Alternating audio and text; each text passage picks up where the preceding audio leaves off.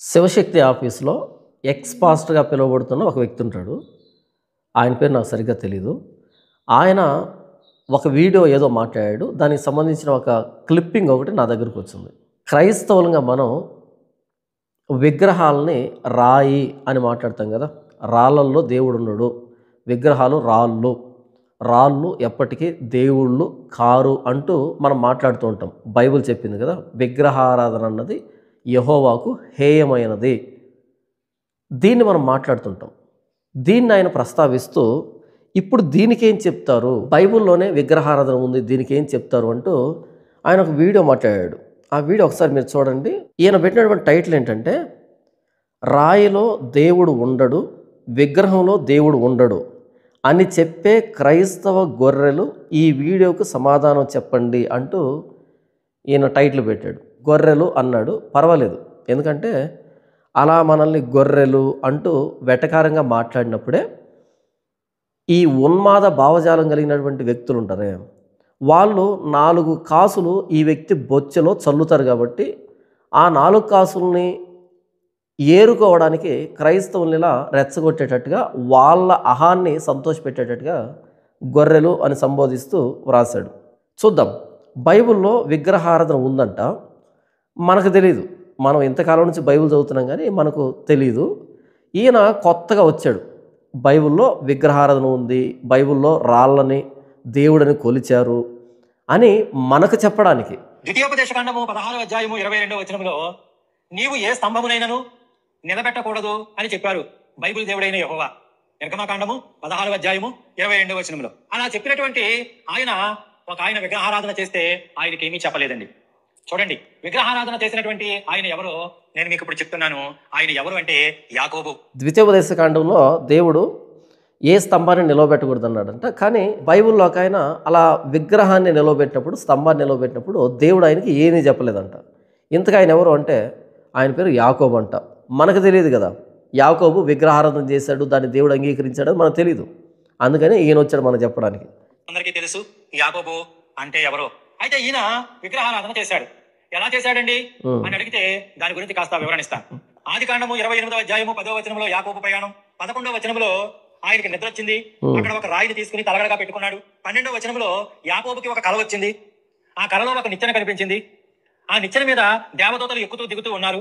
13వ వచనంలో యెహోవా నిచ్చెన పైన నిలబడి యాకోబుతో మాట్లాడారు. ఏమని మాట్లాడారు అంటే 14వ వచనంలో ఆశీర్వదిస్తాను, సంతానాన్ని ఇస్తాను అని ఆయన చెప్పారు. 15వ వచనంలో తోడుగా ఉంటాను, కాపాడుతాను, నిన్ను విడువను, విడిచిపెట్టను అని చెప్పారు. 16వ వచనంలో యాకోబు ఏమనుకున్నాడంటే నిద్ర మేల్కొని ఇక్కడ యెహోవా ఉన్నాడు, ఆ సంగతి నాకు తెలియలేదని అనుకున్నాడు యాకోబు. 18వ వచనంలో ఒక రాయిని తీసి తలగడగా పెట్టుకున్నాడు కదా, తలగడగా నిలవబెట్టినటువంటి రాయిని నిలబెట్టి దాని మీద నూనె పోశాడు.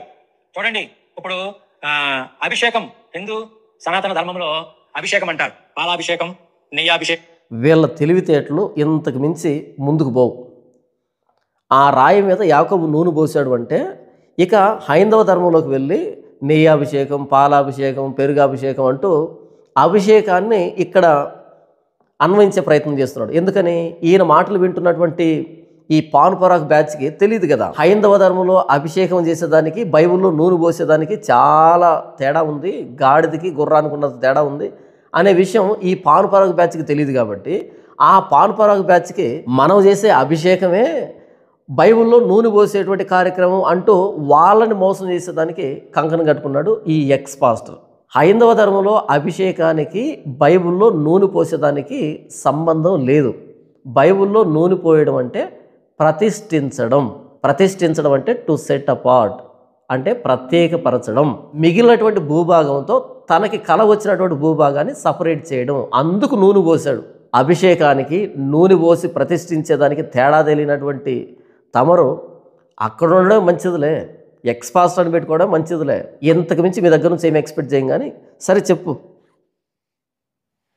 ఇలాంటి రకరకాల అభిషేకాలు ఉంటాయి. 19వ వచనంలో ఆ స్తంభానికి బేతేలు అని పేరు పెట్టాడు. బేతేలు అని పేరు పెట్టాడు. ఆదికాండము 28వ అధ్యాయము ఆ స్తంభానికి బేతేలు అని పేరు పెట్టాడంట ఎక్స్ పాస్టర్ గారు.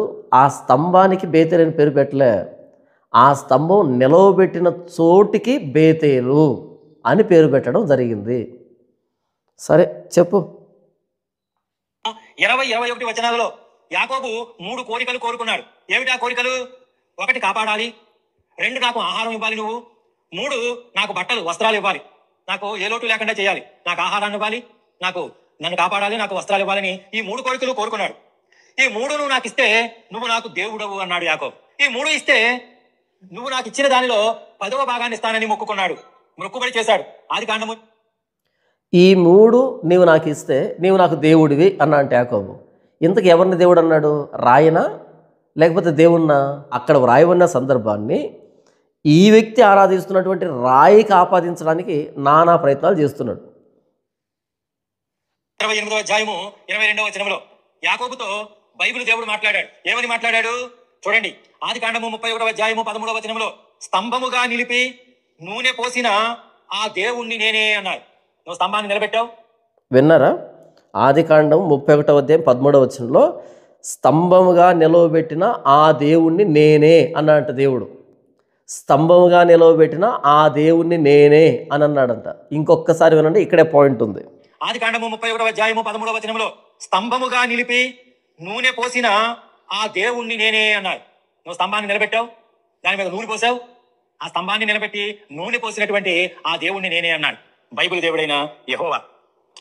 ఆ స్తంభాన్ని నిలవబెట్టి నూనె పోసిన ఆ దేవుణ్ణి నేనే అన్నాడంట. ఈ మాటలు గుర్తుపెట్టుకుని ఇప్పుడు నేను బైబిల్ చదివి వినిపిస్తాను. ఈయన చెప్పింది అక్కడ ఉందో లేదో చూద్దాం. నీవెక్కడ స్తంభం మీద నూనె పోసితివో, ఎక్కడ నాకు మ్రొక్కుబడి చేసితివో ఆ బేతేలు దేవుడను నేనే. ఆ బేతేలు దేవుడను నేనే. ఆ బేతేలులో ప్రత్యక్షమైన దేవుడను నేనే. అక్కడ ఆ విగ్రహం నేనే అని చెప్పట్లేదు కదా దేవుడు. ఆ రాయి నిలవబెట్టిన చోటు విగ్రహం కాదు అది. ఇంతకు యాకోబు ఆ రాయిని ఎందుకు నిలవబెట్టాడు? ఆ నిలవబెట్టిన చోటుకి ఆయన ఏమని పేరు పెట్టాడు? యాకోబు నిద్ర తెలిసి నిశ్చయముగా యెహోవా ఈ స్థలమందున్నాడు, అది నాకు తెలియకపోయేను అనుకొని భయపడి ఈ స్థలము ఎంతో భయంకరము. ఇక్కడ స్థలాన్ని గురించి మాట్లాడుతున్నాడు. ఈ స్థలము ఎంతో భయంకరము, ఇది దేవుని మందిరమే గాని వేరొకటి కాదు, పరలోకపు గవిని ఇదే అనుకొనెను. పరలోకపు గవిని, డోర్. అక్కడ ఆ రాయిని దేవుడు అనట్ల యాకోబు, పరలోకపు గవిని ఇదే. ఇక్కడ దేవుడున్నాడు. ఎక్కడున్నాడు దేవుడు? ఆయన తల దగ్గర నుంచి ఆకాశానికి ఒక నిచ్చెన వేయబడింది. దేవుడు ఎక్కడున్నాడు? ఈయన తల దగ్గర ఉన్నాడా, లేకపోతే ఈయన తల దగ్గర నుంచి నిచ్చెన ఉంటే ఆకాశంలో దేవుడు ఉన్నాడా? అయితే ఆ ఆకాశం ముందున్న దేవుణ్ణి చేరుకోవడానికి స్థలం ఎక్కడుంది? ఇక్కడ నాకు ఆయన తను తాను బయలుపరుచుకున్నాడు అని ఆ స్థలానికి బేతేలు అని పేరు పెట్టాడు.